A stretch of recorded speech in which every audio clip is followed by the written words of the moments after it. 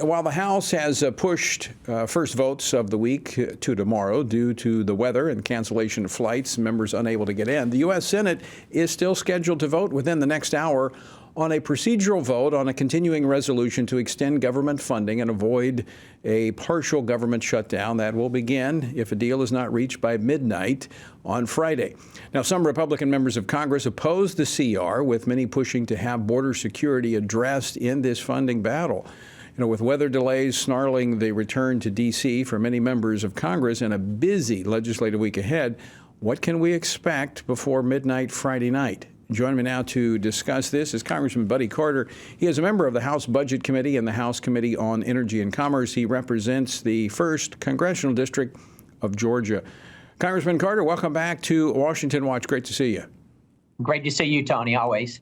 So Congress facing what was already a short week, with Monday being a federal holiday. Votes were to have taken place tonight. That's not going to happen. Are we going to have time to get everything done this week? Well, what we're going to have time to do, I'm afraid, is to have another short-term CR. And I'm disappointed in that, but it looks to be the only way that we're going to be able to keep the government open. Look, I would much rather close the border and shut down the border than to shut down the government. But at the same time, we have got to get this done.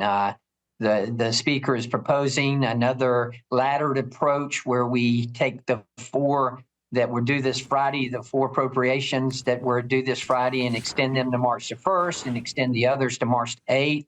As you just pointed out, the Senate is set to vote on that, and then I think we'll vote on it and probably get it done before Friday and avoid a shutdown. But still doesn't take away from the fact that not only have we got to stop this this out of control spending, but we got to do something about the southern border. It is out of control. More people cross that border during the month of December than ever.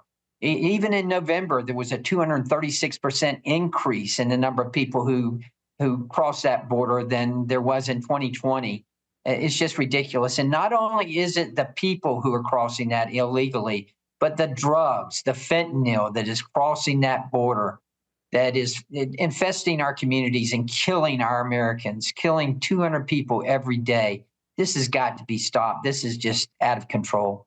There are estimates upwards of 10 million illegal immigrants that have come into the country since the Biden administration came into power. That's a population larger than almost half the states of the country. I mean, there's a huge population that has come in.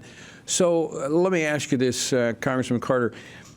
There was the supplemental bill. That was the funding for Ukraine that was supposed to be coming over right after Christmas. That seems to be hung up. They can't agree on the border-related language in that bill. What other measure might be before the House where we can address the border issue?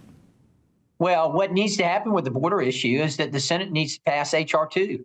That is the most comprehensive and best border bill that we have. We passed it out of the House. It's in the Senate right now. They need to pass it. But they're not going to take that up. So you're going to have to attach it to a must-pass piece of legislation to get anything done regarding the border, because Schumer's not going to take up that bill. No, he's not. You're absolutely right. And we're not naive enough to believe he is. But at the same time, that's what needs to happen. Yes. But at the same time, to your question, what can we do?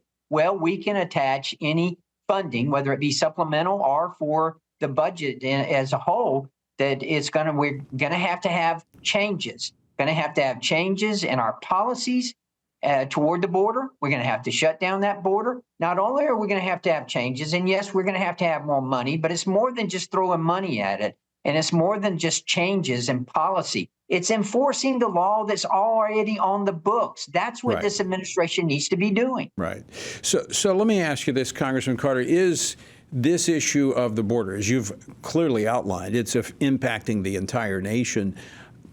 Is this something worth having the fight in shutting down government if the Democrats won't move on this issue? I think it is, and a lot of my colleagues think it is too. It is without question. And when I go back to the district, they're talking about two things primarily. One is inflation. Prices are just killing people these days. Right. But the other is the border. That's what they're interested in. That's what they want to see stop. Well, that's very interesting, Congressman, because last night in the Iowa caucuses, I mean, that's all the way up north, the number one issue for, and I'm going to talk about this later in the program, number one issue for caucus goers was immigration.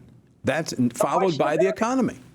That's it. That's exactly right, Tony. And when you think about it, isn't, every state is a border state. We're being impacted. Every state in this country is being impacted by what's going on at that southern border, whether it be the fentanyl crisis or whether it be the illegals who are being shipped to every state, who every state's having to work with these. And even the blue states, what's going on in New York. Now they're sending them to New Jersey. Let me ask you about the fentanyl issue, because you're a pharmacist. You understand what's happening in that world, the pharmaceutical world.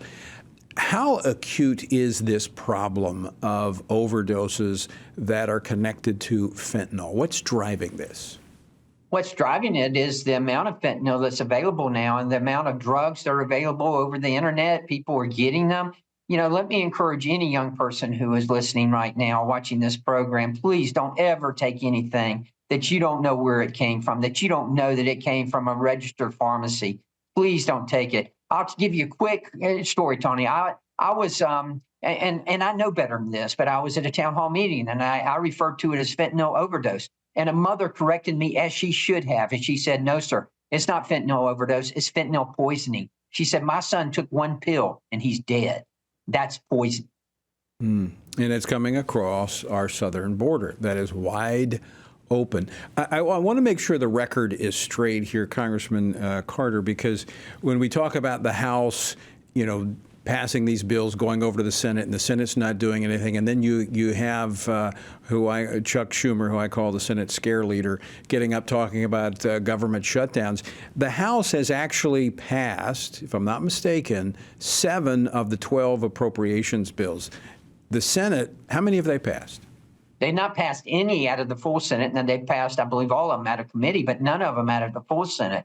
So we've still got some work to do. I'm convinced and I'm confident that we can get the rest of them done if we set our mind to it. But we're not going to do it unless we have some cuts in the budget and real savings, not just this, not just proposed savings, but real savings in the budget. And also when we secure that border, those two things have to be done. When I'm at home, people are asking me all the time, how can you justify sending money to another country to secure their border when our border's not secure? And Tony, I don't know the answer to that. I mean, it's a great question. It's common sense. I mean, that's most Americans, the vast majority, I would say, have basic common sense that no, we need to take care of our country first, which would be securing the border, keeping those who want to do harm to us from coming in before we can help anybody else. It's like when you're on the airplane.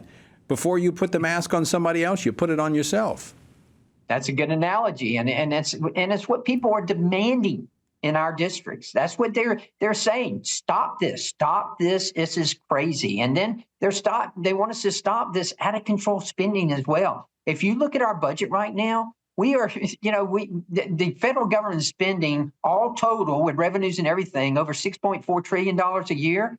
I mean, that's almost $204,000 a second. The speed of light is only 186 miles a second. We're spending money faster than the speed of light.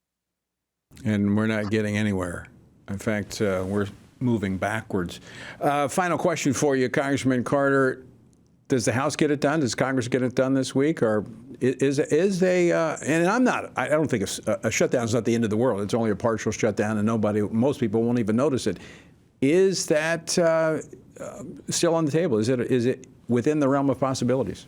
Oh, there's no question about it. It's very much on the table. And the probability is high that may indeed happen. And good point you made. It won't be the whole government, but it will be 4 different agencies, 4 different areas, if you will. And that's significant. Yeah. Congressman Buddy Carter, always great to see you. Thanks so much for joining us today. Good to see you. Thank you.